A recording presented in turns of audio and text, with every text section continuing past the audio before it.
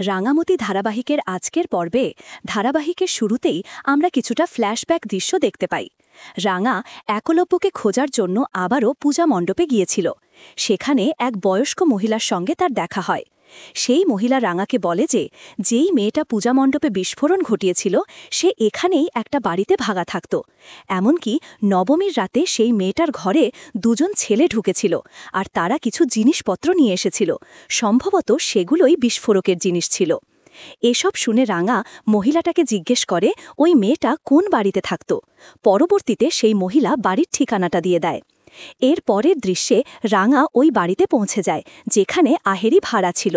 সে ঘরে ঢুকে খোঁজাখুঁজি শুরু করে আহেরি কিছু ফেলে গেছে কিনা তা দেখার জন্য। কিছুক্ষণ পরেই বাড়িওয়ালা সেখানে চলে আসে এবং রাঙাকে নানা অপবাদ দিতে শুরু করে।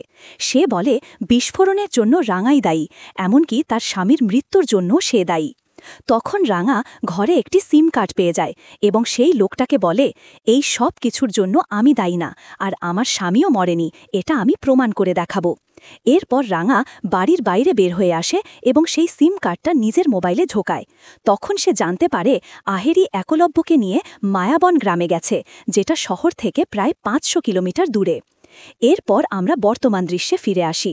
রাঙা বলছিল আমি পুলিশের সঙ্গে কাজ করতে করতে এই মায়াবন গ্রামের প্রতিটা কোণা চিনি। এখানে নতুন কেউ এলে আমি খবর পাই, তাই তো আজ আমি এখানে। পাশাপাশি আমরা দেখি বসু কুটিরে বৃন্দার কথা মতো স্যাম হাজির হয়েছে।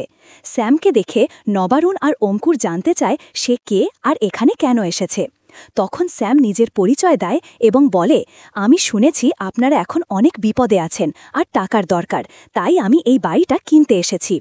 এসব কথা শুনে সবাই অবাক হয়ে যায়। এরপর আবার রাঙার দৃশ্য। সে জানলা দিয়ে আহেরির কর্মকাণ্ড লক্ষ্য করছে এবং ভাবছে একলব্যর কি হয়েছে, সে কেন এভাবে শুয়ে আছে। এদিকে আহেরি একটা ইঞ্জেকশন বের করে একলব্যকে দিতে যায় এবং বলতে থাকে আমি বুঝতে পারছি না তোমাকে এই ফেলা ওষুধটা কে দিয়েছে যাতে তুমি কোমায় চলে গেলে, এটা আমাকে খুঁজে বের করতেই হবে। ঠিক তখনই রাঙা এসে ইঞ্জেকশনটা ফেলে দেয়। রাঙাকে দেখে আহেরি চমকে ওঠে। রাঙা বলে তুই কি ভেবেছিলি আহেরি দিদি তোকে আমি খুঁজে পাবো না? এরপর রাঙা একলব্যকে ডাকতে থাকে। পাশাপাশি বসু কুটিরে আমরা দেখি নবারুণ স্যামকে জানিয়ে দেয় সে বাড়ি বিক্রি করবে না। স্যামকে জিজ্ঞেস করা হয় সে কার কাছ থেকে খবর পেয়ে এখানে এসেছে। তখন বৃন্দা সেখানে হাজির হয় আর স্যাম তার দিকে তাকিয়ে বলে আমি কারো কাছ থেকে খবর পাইনি, নিজের থেকেই এসেছি বাড়িটা কিনতে। অঙ্কুর বলে বাড়ির মালিক যখন বলেছে বিক্রি করবে না তাহলে আপনি এখন যেতে পারেন। এরপর নবারুণ, পাঞ্জালি আর অঙ্কুর হাসপাতালের উদ্দেশ্যে বেরিয়ে যায়। বৃন্দা পরে স্যামকে বলে তুমি এখন যাও, পরে এ নিয়ে কথা বলবো। এর পরের দৃশ্যে আমরা দেখি রাঙা এবং আহেরি মুখোমুখি। রাঙা আহেরির দিকে তীর তাক করে আছে। ঠিক তখনই সংগ্রাম এসে পড়ে আর রাঙা তাকে বলে একলব্যকে বাইরে নিয়ে যেতে।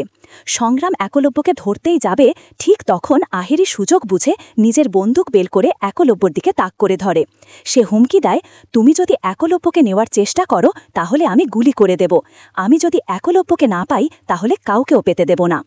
আহেরি রাঙার সঙ্গে কথা বলায় ব্যস্ত ছিল আর ঠিক তখনই একলব্যর জ্ঞান ফিরে আসে। সে আহেরির বন্দুক কেড়ে নিয়ে তাকে ফেলে দেয়। এরপর রাঙা সংগ্রাম সেনকে বলে একলব্যকে নিয়ে বাইরে চলে যাও। এরপর রাঙা আর আহেরির মধ্যে তুমুল লড়াই শুরু হয়। অন্যদিকে আমরা দেখি বৃন্দা আর উৎপল কথা বলছে। উৎপল জানায় সেদিনের বিস্ফোরণ ঘটিয়েছিল আহেরি।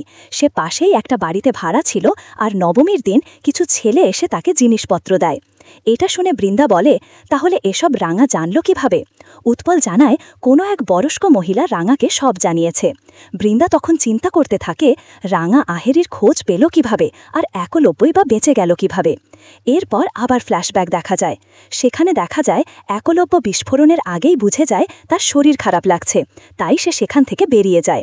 তার হাত থেকে ঘড়ি আর পা থেকে জুতো খুলে যায়। এরপর আবার বর্তমান দৃশ্যে আহেরি ও রাঙার লড়াই চলছে। আহেরি বলে আমি যদি এয়ার হোস্টেস না হতাম তাহলে নিশ্চয়ই পুলিশ বা কোনো ক্রিমিনাল র্যাকেটের সঙ্গে যুক্ত হতাম, আমি ক্যারাটে জানি। এরপর তাদের মধ্যে মারাত্মক ফাইট শুরু হয়। শেষে রাঙা আহেরিকে পরাস্ত করে। রাঙা বলে তুই এখনও রাঙামতিকে চিনিস না, এর আগেও কতবার তোকে পরাস্ত করেছি, ভুলে গেছিস? ঠিক তখনই পুলিশ এসে পড়ে এবং আহেরিকে গ্রেফতার করে। রাঙা বলে এটাই তোর শেষ সুযোগ, বাকি জীবনটা জেলে কাটিয়ে দে। শেষ দৃশ্যে আমরা দেখি একলব্য ঘর থেকে বেরিয়ে আসে। রাঙা ছুটে গিয়ে তাকে জড়িয়ে ধরে। এই ছিল রাঙামতি তীরন্দাজ ধারাবাহিকের আজকের পর্বের আপডেট। ভিডিওটা ভালো লাগলে চ্যানেলটা সাবস্ক্রাইব করে পাশে থাকা বেল আইকনটা অন করে দিন আর আপনাদের মূল্যবান কমেন্ট করতে ভুলবেন না।